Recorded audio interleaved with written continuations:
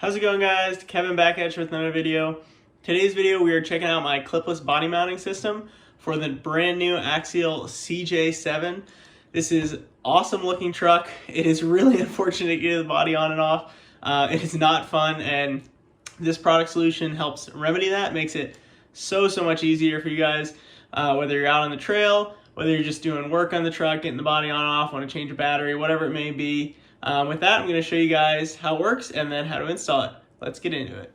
Alright, so to start, when we've got the mount on the truck, it's super secure. I don't recommend picking it up by the cage, but it's plenty strong enough. In the rear here, all we're going to do is we're going to reach underneath and basically there's a small bar. You're going to push that bar inwards, outwards, towards the rear of the truck. That will pop off the rear. And then the front, all you're going to do is slide your fingers underneath till you feel the latch, push backwards and upwards, and it's going to come right up. And then you can carefully pick the body straight up. You can see our mount in the front and our setup in the rear. And so there's one piece on the rear here. This is what latches in the rear. There's no pieces on the front. It uses the stock pieces.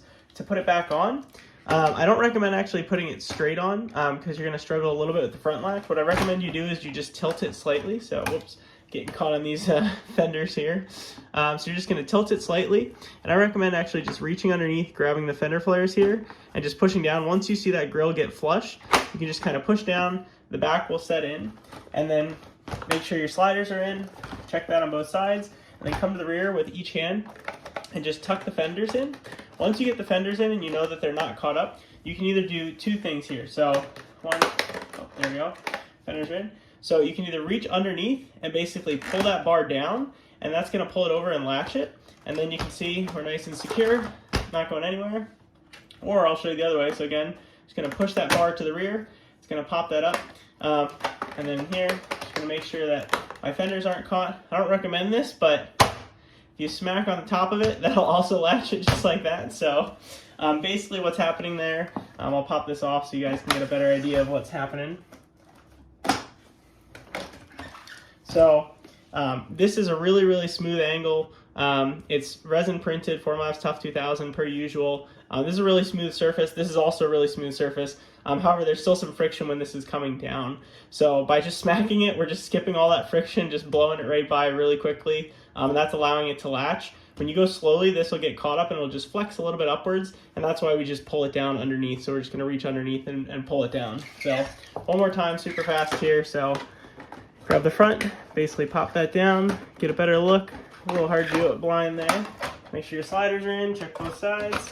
Once they're in, you can smack it. I'm going to pop my fenders in because I know I didn't get it there. And then now that we're in, see? Body's not going in there. So, installation now. Pop this back up for you. Alright, so for installation here, there's two ways you can do this. One, if you have a really flexible screwdriver, like so, this is for my iFixit kit, what you can do is put your bit on the end here and actually snake that through this sort of little channel here and then up, and then we're looking for the two screws that are located here and here. You're going to remove those screws. Those screws are holding the rear bumper on. So if you do go to an aftermarket bumper, as long as it slides into those holes just the same way, the setup should work just fine, obviously as long as it doesn't interfere in this area. But you're going to take the two screws out that are here, and then you're going to drop this piece in, and then just put the two bolts in the kit. They're going to be the 2 and 3 screws. Those are going to go into there, and that's going to hold that on nice and secure. It's going to be able to pick up the whole truck, no problems at all. Front, there's nothing that we're installing there. So then on the body side here, there is 2 screws. So there is one here and one here. These hold these little light covers on. These are M3 by 10 millimeter screws. Those are not included in the kit because the ones that are installed in the truck will work just fine for you. If you want, you can throw longer screws in there, but I found that the stock ones get plenty of grab and they hold plenty strong, so you shouldn't have any issues with that. On the rear here, slightly different story. So you're going to remove the M2.5 screw in the rear on the inside most, and you're going to replace it with the screws in the kit.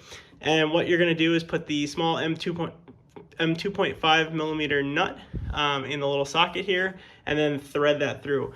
Since you are threading into this outer plastic as well, I do recommend you just try to have that all lined up so it threads through in one go, so that way you don't additionally strip out the plastic here. But once you have that in, you can see obviously the snap here, we want to be facing down just like this.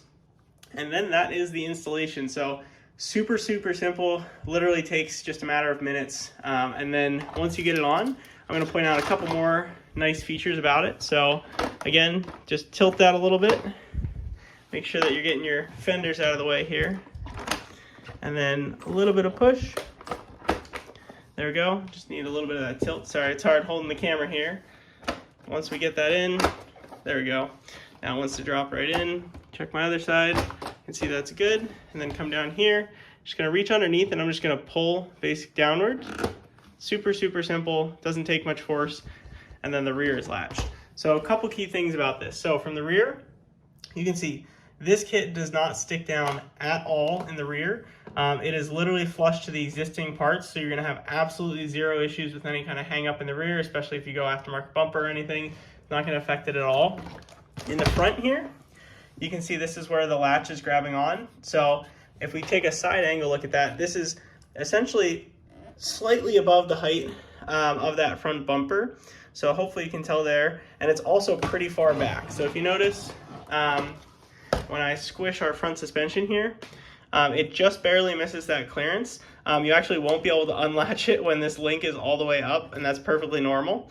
And you know, if you're doing this while you're picking up the truck, just lift the front end slightly, and then obviously you'll have the clearance to push the latch backwards. But this is basically at the same height, if not slightly sub-flush to that. So that way, if there's any rocks that are coming through here, one, they're gonna be, you know, going right into your upper link there. So the odds of you actually accidentally unlatching this in the trailer are pretty low. But I try to make sure to give you guys as much clearance as possible. But yeah, so once that's flipped back over, you've got your clipless setup and you're ready to go. I appreciate you guys checking out this video.